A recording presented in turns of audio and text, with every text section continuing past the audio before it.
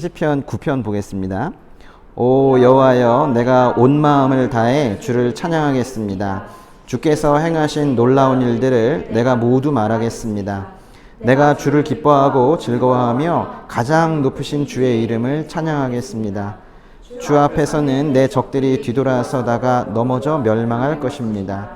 주께서 내 권리와 내 사정을 변호해 주셨으며 주의 옥좌에 앉으셔서 나를 의롭게 심판하셨습니다. 또 이방 민족들을 꾸짖으시며 악인들을 멸망시키시며 그들의 이름을 영원히 지워버리셨습니다. 적들이 멸망해 영원히 사라지고 주께서 그들이 살던 성들을 뿌리째 뽑으셔서 이제 아무도 그 성을 기억하지 못합니다. 오직 여호와만이 영원히 다스리십니다. 여호와께서 심판하시기 위해 옥좌를 준비하셨습니다. 주께서는 세상을 의롭게 심판하실 것이며 모든 민족을 다스리실 것입니다. 여호와는 억압받는 사람들의 피난처이시며 환난 때 피할 요새이십니다.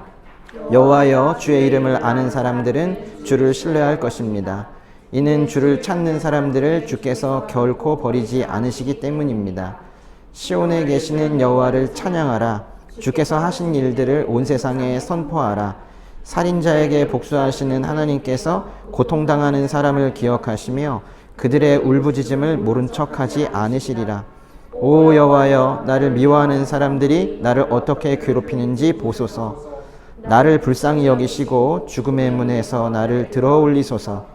그리하시면 내가 시온 성문들에서 주를 높이 찬양하며 주께서 나를 구원하신 이를 찬양하며 기뻐할 것입니다.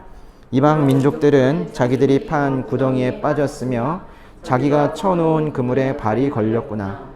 여호와께서 의로운 재판으로 자신을 알리셨으니 악인이 자기 손으로 한 일로 덫에 걸렸도다. 악인들은 지옥으로 갈 것입니다. 하나님을 잊은 모든 민족들도 다 그렇게 될 것입니다.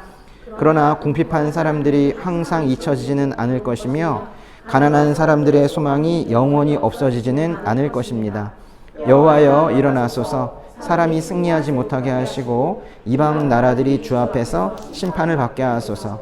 여호와여, 그들이 두려움에 떨게 하시고 자기들이 한낱 사람일 뿐임을 알게 하소서. 요즘에 시편을 읽고 있는데요. 요즘 시편을 읽으면서 우리에게 생긴 유익이 하나가 있는 거예요. 뭐냐면 우리가 하나님께 어떤 기도를 드리고는 하는데 우리 입으로 스스로 하나님을 찬양합니다. 찬양을 하면서도 언어 그대로 찬양합니다라는 말을 그렇게 자주 하지는 않거든요. 근데 시편은 그 찬양합니다라는 말 자체가 아주 가득하단 말이에요. 근데 하나님께서 정말 듣고 싶으신 말씀이 이거일 수도 있는데 시편의 이 다윗의 음성을 통해서 그래도 우리가 그것을 따라서 하나님을 찬양합니다라는 이 귀한 말씀을 할 수 있다는 게 시편들이 읽는 유익인 거예요. 거기 1절이랑 2절에 보시면은 오 여호와여, 내가 온 마음을 다해 주를 찬양하겠습니다. 2절에도 내가 주를 기뻐하고 즐거워하며 가장 높으신 주의 이름을 찬양하겠습니다 라고 시작을 하는데 우리가 실은 기도를 할 때 이 말로 시작이 돼야 되거든요. 찬송가에 구성이 있습니다. 우리 찬송가 그 책을 보면 그 앞부분이 다 찬송시들이거든요. 근데 그것으로 먼저 우리가 기도가 시작이 돼야 되는데 우린 너무도 우리의 피로로 너무 빨리 간구가 들어가는 것이 그게 문제인 거예요. 그래서 이제 이 시편의 이 구성에서도 우리가 은혜를 좀 받을 필요성이 있습니다. 그리고 이제 3절부터 쭉 읽으셨는데 계속 반복되는 단어들이 있었어요. 어떤 단어가 보이던가요? 보시면 4절에도 있고요. 7절에도 있고 8절에도 있는 단어가 있어요. 맞아요. 심판이라는 단어인데요. 이 시편 9편에서는 가장 중요한 단어가 바로 이 심판입니다. 이 심판은 성경에서 이렇게 말해요. 심판을 즐거워하라. 그러니까 우리는 심판은 두려운 것, 심판은 피해야 되는 것 이런 걸로 인식을 하고 있지만 그거는 믿음 없을 때 이야기잖아요. 믿음 있는 의인들은 구원받은 자들은 오히려 하나님의 공의가 이 땅에 실현이 되는 것 그것이 바로 심판을 통해서 실현이 되기 때문에 구약에 있는 모든 예언서의 사상이며 저 맨 끝에 있는 요한계시록의 주요 사상이 심판을 즐거워하라는 거예요.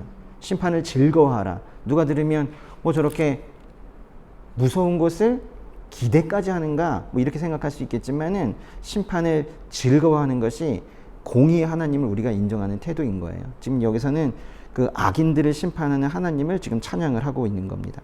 4절에 보시면은 아주 뭉클한 그런 표현이 있는데요. 주께서 내 권리와 내 사정을 변호해 주셨으며 라고 했잖아요. 무엇을 변호해 주셨대요?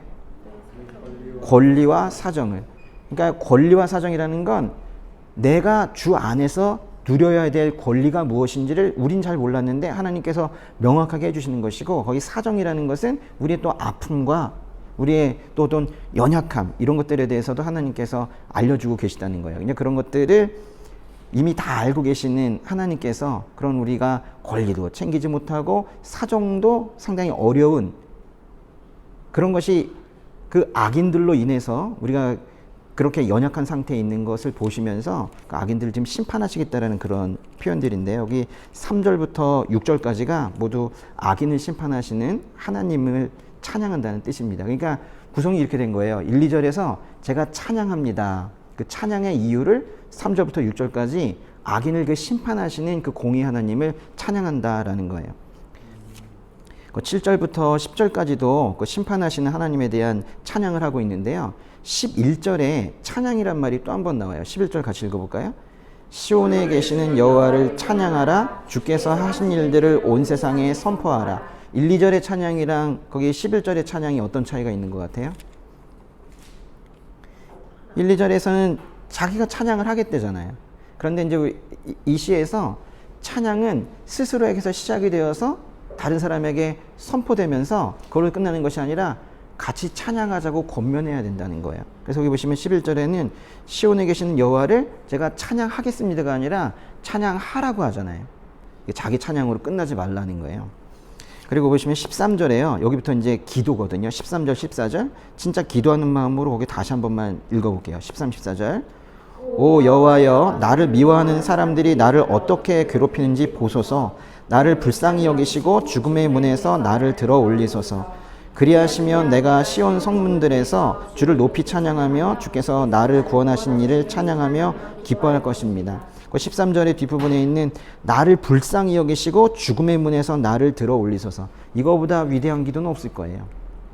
왜 우리가 기도를 할 때 나를 불쌍히 여기시고 죽음의 문에서 나를 들어 올리소서라고 기도할까요? 왜 다윗은 이 기도를 하고 우리가 이 기도를 배워야 할까요? 나를 불쌍히 여기시고 죽음의 문에서 나를 들어 올리소서라고 하는 이 기도는 바로 하나님께서 가장 원하시는 기도이기 때문에 그런 거예요. 하나님께서 분명히 이렇게 말씀하실 거예요. 내가 너를 불쌍히 여기고 너를 죽음의 문에서 들어 올릴 거야. 그 마음을 가지고 계시는데 그 마음에 가장 합한 그런 지금 기도를 드리고 있는 거예요. 하나님께서 우리의 영혼 구원을 위한 그 마음을 가지고 계실 때 거기에 가장 합한 기도를 드리게 되는 거예요. 17절 한번 볼까요? 17절에 보시면은 악인들은 지옥으로 갈 것입니다. 하나님을 잊은 모든 민족들도 다 그렇게 될 것입니다. 제가 사실 17절을 보면서 이 17절부터 갑자기 저와 이 교회에 대한 생각에서 점점 생각이 번져나가서 이 대한민국을 생각을 하게 됐어요. 악인들은 지옥으로 갈 거래요. 스올이라고도 하는데 하나님을 잊은 모든 민족들도 다 지옥에 들어갈 거래요. 그 하나님을 잊은 민족에 우리 대한민국이 들어가서는 안 되는데 지금의 2019년의 대한민국을 보니까 지금 상황이 녹록치 않구나. 이거 어쩌나 뭐 이런 생각이 여기서 많이 들었어요. 18절에요. 궁핍한 사람들이란 말이 있고 가난한 사람들이란 말이 있는데 이게 누군 것 같아요?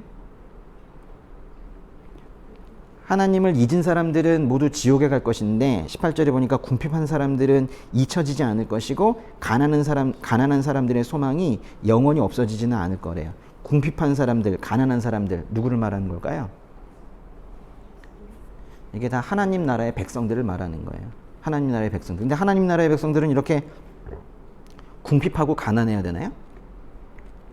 결국 결과적으로 하나님 믿으면 이렇게 가난해지나요?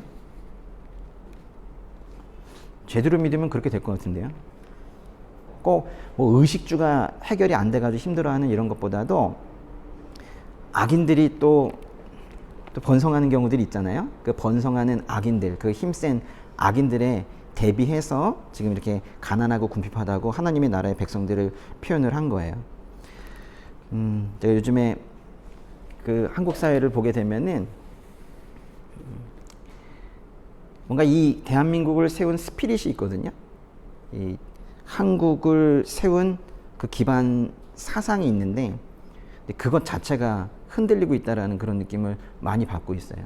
그러면서 정치적인 어떤 문제뿐만이 아니라 재정적인 부분까지도 모두 지금 몰락을 해가고 있는데 얼마나 그것을 민감하게 사람들이 지금 반응하고 있는지는 그건 잘 모르겠어요. 몇 명만이 그것 때문에 가슴 아파하고 기도하고 있는 것 같아요. 저는 이 시편 9편을 보면서 결과적으로는 대한민국을 위해서 기도하는 그런 시편이 됐으면 좋겠는데요.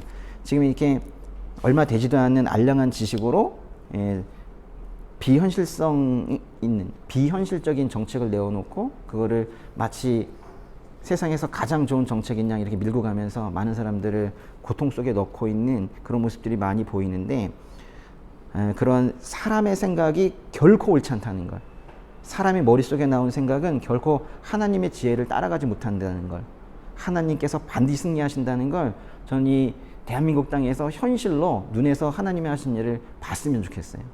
그런 바람이 19절 20절에 있어요. 19절 20절을 읽으실 때 거기 보시면 사람이란 단어가 나와요. 20절에도 끝에 보시면 한낱 사람이란 말 나오죠. 그게 이제 개역개정 번역에서는 인생이라고 표현을 했는데 인생이나 사람이나 다 사람을 얘기하는 겁니다. 같이 읽겠습니다.